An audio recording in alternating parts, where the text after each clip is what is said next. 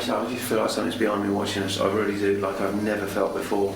Phantoms, poltergeists and terror all await the most haunted team in Derbyshire.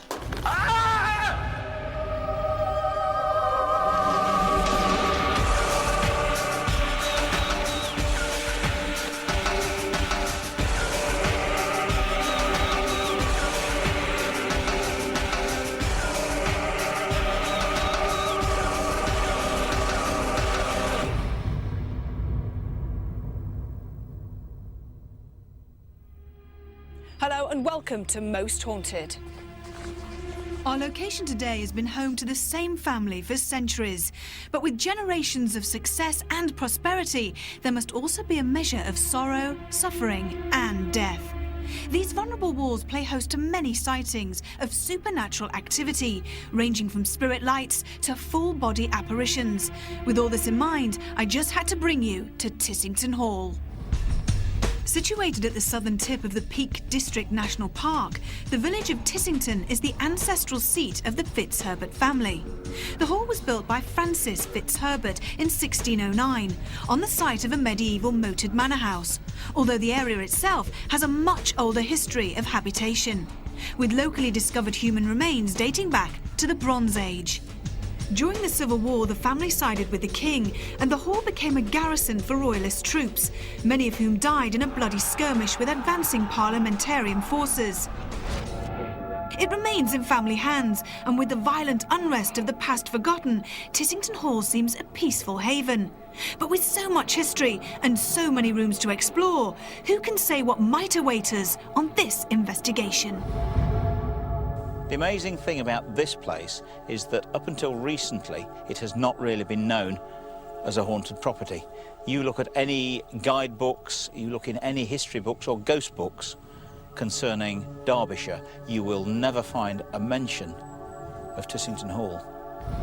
Room 4 seems to be the main focus for a lot of paranormal activity in the building. Many people have witnessed a dark phantom sitting at the bottom of this bed. They've also known the bed to move, shake and vibrate. In the dead of night, many people have woken up to find a dark figure and feel a presence standing above them. Humming has also been heard, and the strange smell of lavender permeates in this room for no apparent reason.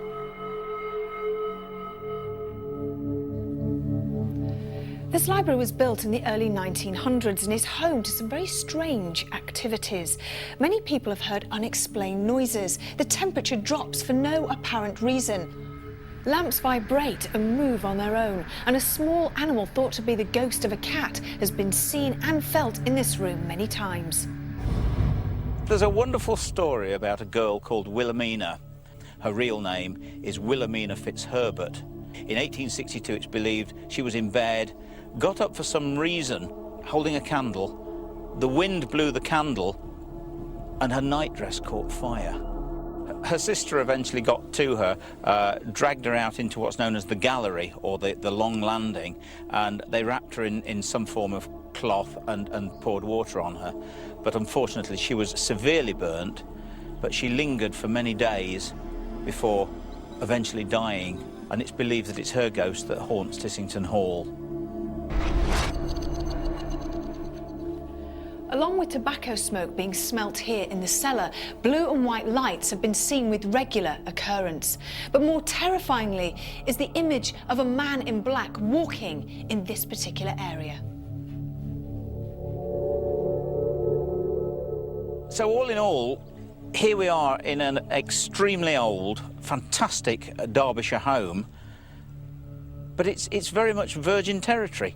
They've had very few paranormal groups through here, and I really don't know what we're going to get tonight, but we'll just have to wait and see.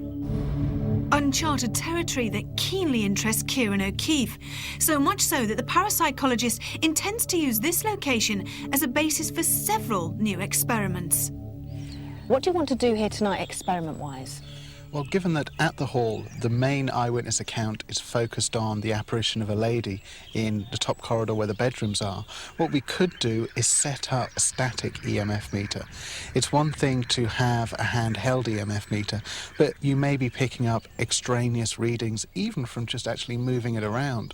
So it's quite important, if that's the phenomena that's recorded, to actually have a static EMF meter and leave it running for an hour or so and see if there's any fluctuation. There's been many famous cases where supposed paranormal activity is centred around electrical objects.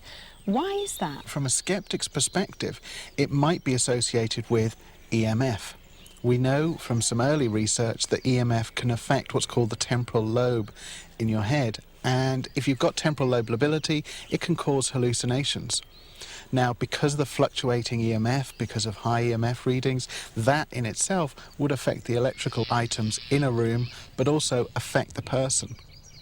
Is there something different with this location that makes it more exceptional than others? As a skeptic, I'm always looking for rational explanations when mediums come up with information. The primary source of information is the internet. It's readily accessible and it's quite easy to use. With Tissington Hall, the information about the ghosts is not available on the internet. There's a few ghost groups that may have visited, and certainly if you've visited it before, you may be aware of the stories. This will indeed add extra significance to any evidence collected, not more so than with our resident spiritualist mediums Derek Akora and David Wells. Neither know anything of this 400-year-old home or the surrounding land that is steeped further with history and intrigue. And with Derek wanting to begin in the cellar, all of Most Haunted's crew were ready for Tissington Hall.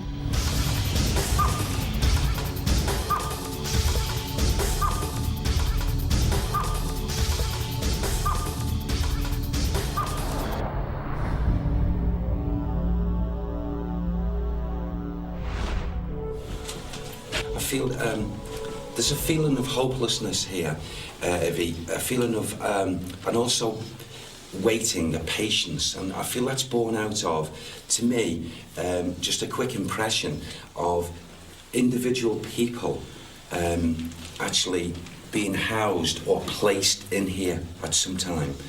Not, I would say very clearly, to me, it's like not so much a cell, but a place where people were kept or they would have spent time here. I feel it could be people that have got nothing to do with this building. In other words, people from outside were brought here and held. A holding cell for petty crimes, then? That's what I feel it is, Kieran, yeah. And I feel at times maybe people would experience maybe scraping sounds, maybe the occasional like voice, but that I feel is like the replay coming from the residual energies, you know, of what they experienced whilst they were here. And when do you think this would have taken place?